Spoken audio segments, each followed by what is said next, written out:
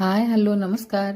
आपण आता ह्या सिल्वर स्टारच्या आयर्नचं अनबॉक्सिंग करणार आहोत. तर सगळ्यात पहिल्यांदा हा आहे त्याचा ड्रम, जो की पाणी भरण्यासाठी वापरतो. ह्याच्यामध्ये फक्त आणि फक्त फिल्टरचंच पाणी वापरलं जातं.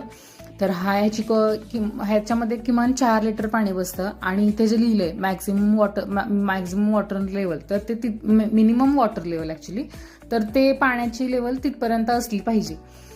त्याच्यानंतर ह्याच्यामध्ये आतमध्ये काय आलंय, हा पाईप आहे आणि त्याच्यानंतर आतमध्ये एक कडी आलेली आहे. बाकी वायर आणि पाईप जे अटॅच करण्यासाठी ज्या अटॅचमेंट येतात त्या अटॅचमेंट काही मला ह्यात मिळाल्या नाहीत. त्या आता मला बाहेर मार्केटमधून घ्याव्या लागतील.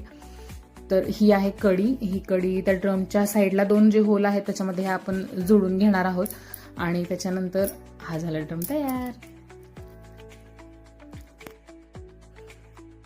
आता बघूया ह्याच्यामध्ये आतमध्ये हा आला आहे टेफ्लॉन शू. हा जो आहे तो इस्त्रीच्या खाली लावला जातो, खालच्या साईडला लावला जातो, कारण जेणेकरून जे आपलं कापड आहे ते जास्त इस्त्री गरम झाल्यानंतर कापड पकडण्याची शक्यता असते, कापड जळण्याची शक्यता असते, तर त्यासाठी. आणि ही आहे रेस्ट प्लेट.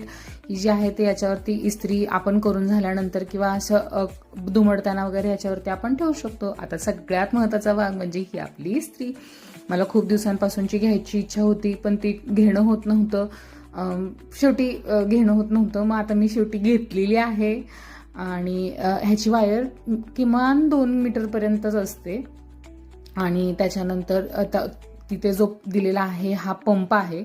हा पंप आहे. ह्या पंपला एक वरती नॉब असतो तो आपण काळ्या कलरचं त्याला झाकण असतं, तर त्या नॉबमधून ते काढायचं आहे.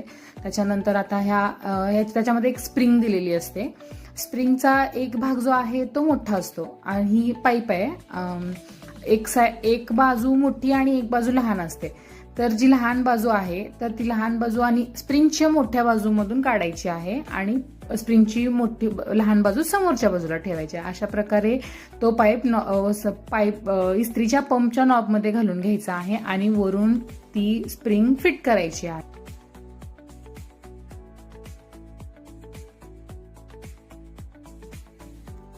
तर अशा प्रकारे मी थोडासा जोर लावून थोडासा सेट करावा लागतो, का तर पाईप हालू नये आणि पाईप तिथे जर चेंबला गेला तर पाणी पुढे जाणार नाही, यासाठी तो तिथे स्प्रिंग दिलेली असते.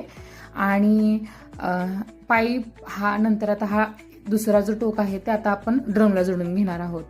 तर ड्रमच्या तिथे एक वॉल असतो आणि हा पाईप आता मी असा ड्रमला जोडून घेणार आहे. असं थोडंसं प्रेशर लावायचं, जास्त प्रेशर लावायचं नाही, पण